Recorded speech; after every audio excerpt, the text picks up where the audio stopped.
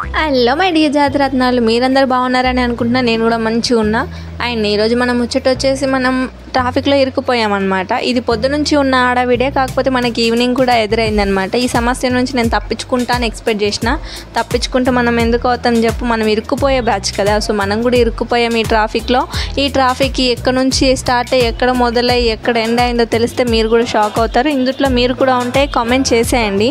Anyways, ఇది ఎక్కడ start అయిందంటే మలక్పేట యశోద హాస్పిటల్ నుంచి స్టార్ట్ అయితే దీని అమ్మ ఏది కోటి గుడి ఉంటుంది, ఆ గుడి దాకా సిగ్నల్ వరకు ఫుల్ ట్రాఫిక్ అనమాట. ఒక సింగిల్ అయితే ఫుల్గా బ్లాక్ అయిపోయింది. అసలు ట్రాఫిక్ పోలీసు వాళ్ళు కూడా దాన్ని ఇంకేం చేయలేక పరిస్థితిలో ఉండిపోయారనమాట. ఒక్కొక్క దగ్గర ఆపేస్తూ ఉన్నారనుకోండి, అది వేరే విషయం. లిటరలీ అది కోటి ఈఎన్టీ హాస్పిటల్ క్రాసింగ్ మొత్తం ఫుల్ అయిపోయింది. నేను కొంచెం లోపలికి వెళ్ళి కూడా చూసాను అనమాట. అదృష్టం కొద్దీ మనం వెళ్ళేవే కొంచెం ఫ్రీ అయిపోయింది. సో దన్న కొట్టుకుంటూ వచ్చేసాడు బస్ డ్రైవర్ అన్న.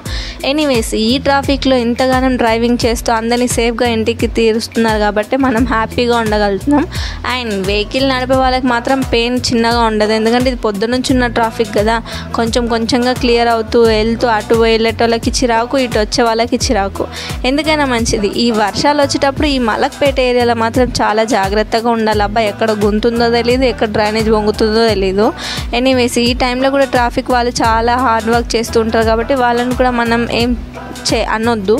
సో ఇట్లాంటి సిచ్యువేషన్ని త్వరగా క్లియర్ చేస్తే బాగుంటుందని కూడా కోరుకుంటున్నాం. బికాజ్ ఇది ఎవ్రీ టైం ఎప్పుడు వర్షం పడ్డా ఇదే ప్రాబ్లం అవుతూ ఉంటుంది. అదేదో నిన్న వర్షం పడ్డందుకు ఇంత పెద్ద చెత్త అయిపోయింది. సో ఇది తొందరగా క్లియర్ అవుతే కూడా బాగుంటుంది.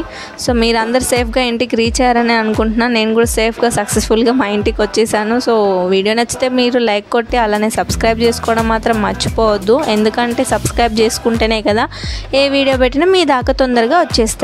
సో మీరు కొంచెం దయచేసి సబ్స్క్రైబ్ చేసుకొని మన వీడియోస్ని లైక్ కొట్టి వీలైతే ఒకరికో ఇద్దరికో షేర్ చేయడానికి ట్రై చేయండి. ఉంటాం, మళ్ళీ ఇంకో వీడియోతో